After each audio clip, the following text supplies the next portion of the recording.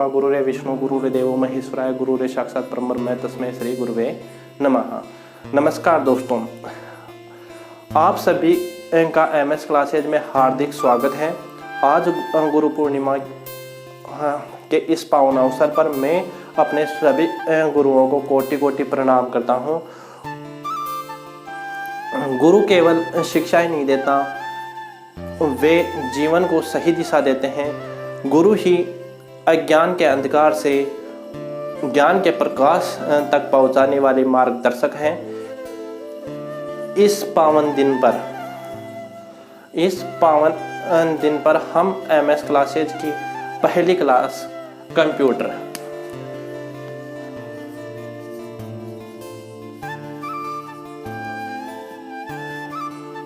की पहली क्लास शुरू करने जा रहे हैं। दोस्तों, आज का डिजिटल युग है। कंप्यूटर का ज्ञान अब केवल एक विषय नहीं बल्कि हर विद्यार्थी की आवश्यकता बन चुका है। चाहे वो राजस्थान सीईटी हो, वीडियो हो, पटवार हो, राजस्थान पुलिस हो, एलटीसी हो या अन्य कोई प्रतियोगिता परीक्षाएं हो, कंप्यूटर एक महत्वपूर्ण विषय है। इस चैनल पर हमारा लक्ष्य केवल आपको पढ़ाना नहीं बल्कि हर विद्यार्थी को इतनी सरल भाषा में समझाना है कि कठिन से कठिन विषय भी उसे आसान लगने लगे। मैं आपसे केवल एक वादा चाहता हूँ, नियमित रूप से हर क्लास देखेंगे, नोट्स बनाएंगे और पूरी मेहनत से सीखेंगे।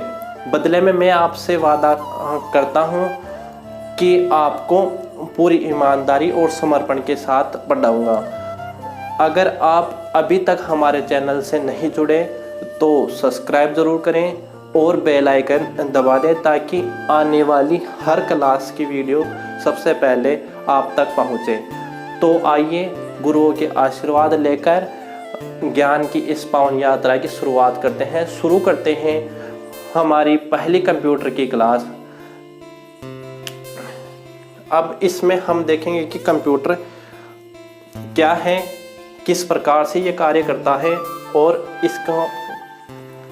इसका नाम कंप्यूटर पड़ा तो इसके पीछे का कारण क्या है। ठीक है, कंप्यूटर का अर्थ होता है हिंदी में बोलते हैं संगणक या गणना करने वाला।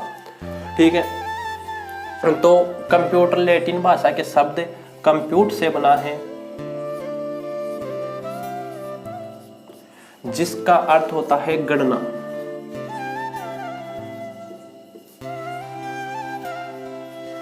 अब इसी को ही आगे चलकर हम बोलने लग गए कंप्यूटर।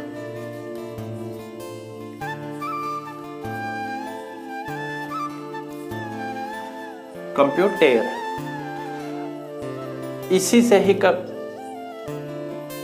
इसी का ही आगे हो गया। कंप्यूटर किसको कहते हैं? जो इस कंप्यूट का अर्थ होता है गणना और गणना को करने वाला को बोलते हैं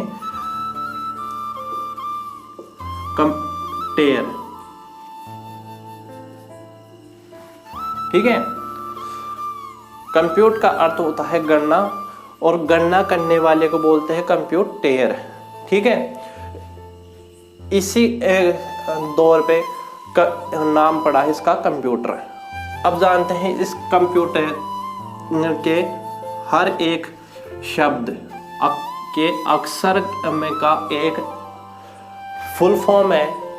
ये सारा एक शॉर्ट फॉर्म में लिखा हुआ है। कंप्यूटर प्रत्येक अक्षर अपने अंदर अपना पूर्ण रूप समा रखा है। तो हम एक एक अंक को पूरा पढ़ते हैं।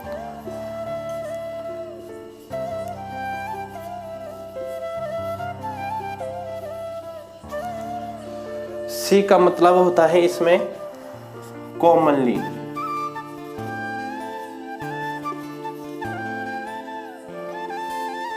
कॉमनली का मतलब होता है सामान्य, हिंदी में बोलते हैं इसको सामान्य। और ओ का अर्थ होता है ऑपरेटेड।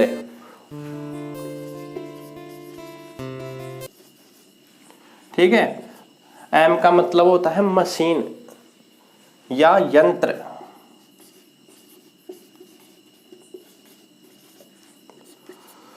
पी का अर्थ होता है पर्टिकुलरली, यानी सामान्य रूप से।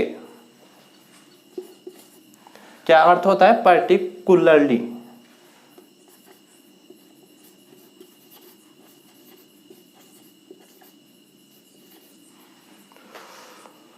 और यू का अर्थ होता है यूज्ड फॉर।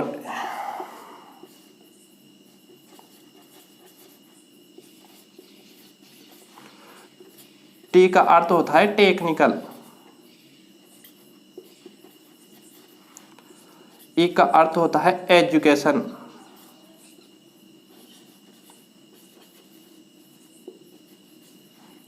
आर का अर्थ होता है रिसर्च। क्या अर्थ होता है? आर का अर्थ होता है रिसर्च। यानी एक ऐसी मशीन जो सामान्य रूप से चला सके,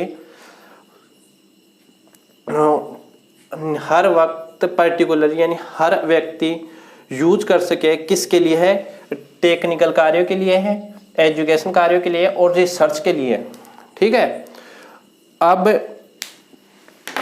ये यहाँ पर पूरा हो चुका हूँ, इसका एक बार स्क्रीनशॉट ले लें।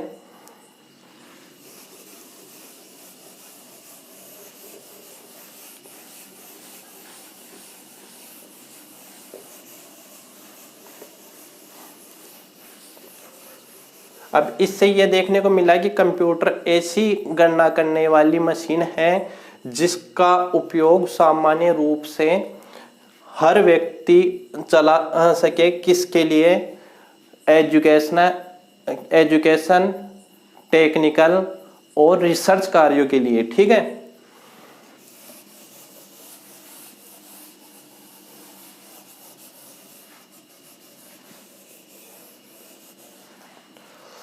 अब देखो,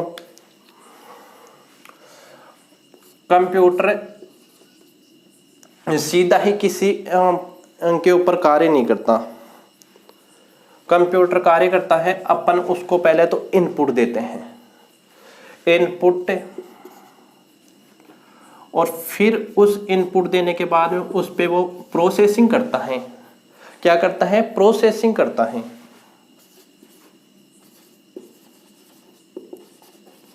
प्रोसेसिंग करने के बाद में अपन को आउटपुट मिलता है, जो अपने मॉनिटर पे आता है, वो आउटपुट करता है।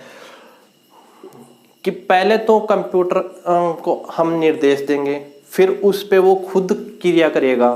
क्रिया करने के बाद में अपन को आउटपुट या सूचना देगा। अब देखते हैं जो ये यूनिट है किस प्रकार कार्य करती है।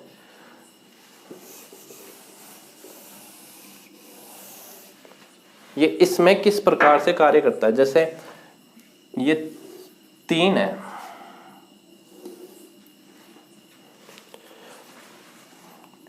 जिसमें अपने इनपुट डिवाइस लगे हुए होते हैं। जिसमें अपने इनपुट डिवाइस लगे हुए होते हैं, उन्हें हम कहते हैं, उसे हम कहते हैं इनपुट यूनिट।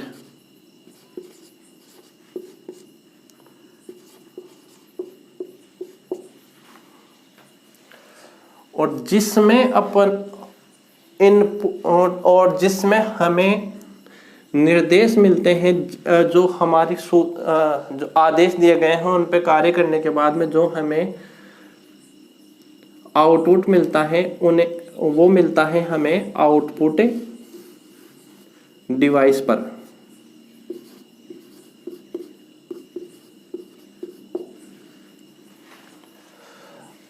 अब देखते हैं इस प्रोसेसिंग जो यूनिट होती है, इनके बीच में होता है प्रोसेसिंग। क्या होता है इनके बीच में? प्रोसेसिंग। इस प्रोसेसिंग यूनिट के अंदर क्या क्या होता है? प्रोसेसिंग यूनिट में होता है सेंटर में कंट्रोल यूनिट, सीयू। इसे कंप्यूटर का तंत्रिका तंत्र भी कहते हैं। अब इसे तंत्रिका तंत्र क्यों कहते हैं? क्योंकि ये ही करता है कि इसको ALU के पास भेजें, यानी अर्थ ये देखता है कि डिसाइड करता है कि इसको ALU के पास भेजें। अगर इस पर गणना नहीं हो रखी है तो इसे ALU के पास भेजें। ALU इसको गणना कर दिया तो इसको आउटपुट यूनिट के पास भेजें या आउटपुट डिवाइस में भेजें। और आउटपुट डिवाइस से अगर हम इसको वापस देते हैं निर्देश, तो ये जो हमारी सेकेंडरी मेमोरी होती है, स्टोरेज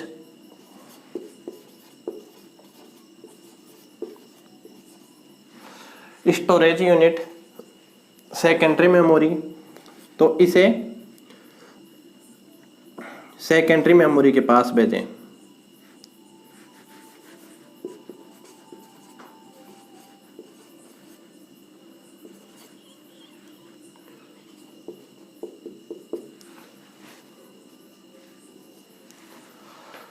और हम जैसे ही इसको निर्देश दें कि हमारे को पहले से स्टोरेज की हुई हमारी फाइल दिखाओ, हमने पहले जो गणना करके रखी हुई है वो दिखाओ, तो ये CPU निर्देश देगा किसको?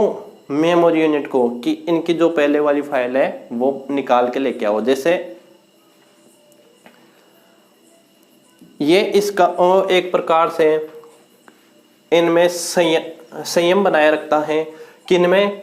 इनपुट यूनिट में और आउटपुट यूनिट और प्रोसेसिंग यूनिट, इनका एक कंट्रोल रखता है। तो इसलिए इसे जिस प्रकार से हमारे शरीर में तंत्रिका तंत्र हमारे पूरे मस्तिष्क को कंट्रोल रखता है, कि जैसे CPU से जो भी गणना आ रही है, सेंटर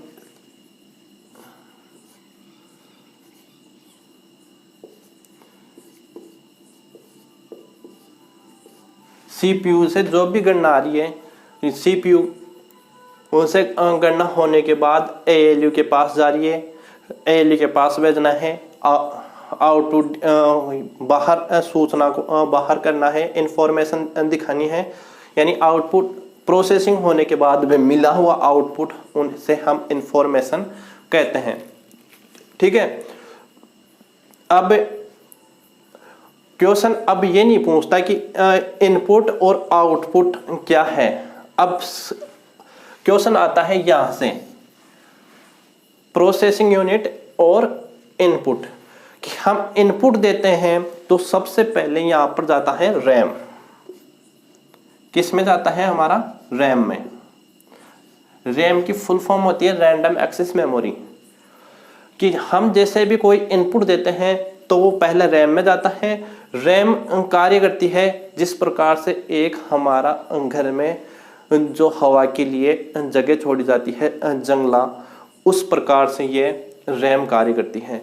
रैम जितनी बड़ी होगी, यहाँ से जो भी हम निर्देश देंगे वो उतनी ही आसानी से आगे चले जाएंगे। ठीक है। रैम जितनी छोटी होगी, आगे तो जाएंगे पर वो यहाँ पर थोड़ा समय लगा के जाएंगे, तभी तो हम बोलते हैं कि ये छोटी रैम का है, ये हैंग जल्दी हो जाता है, तो वो हैंग होने का कारण ये है। ठीक है।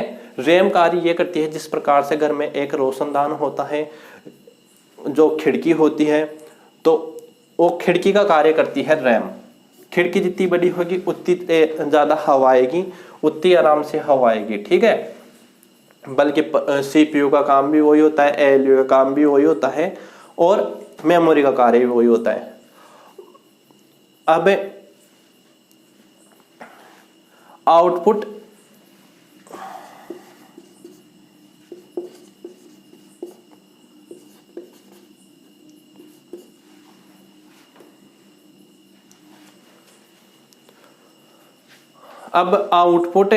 जो डिवाइस यूनिट है उसमें लगे हुए सभी डिवाइसों को आउटपुट डिवाइस कहते हैं, और इनपुट यूनिट में लगे हुए सभी जो डिवाइस हैं उन्हें हम इनपुट डिवाइस कहते हैं।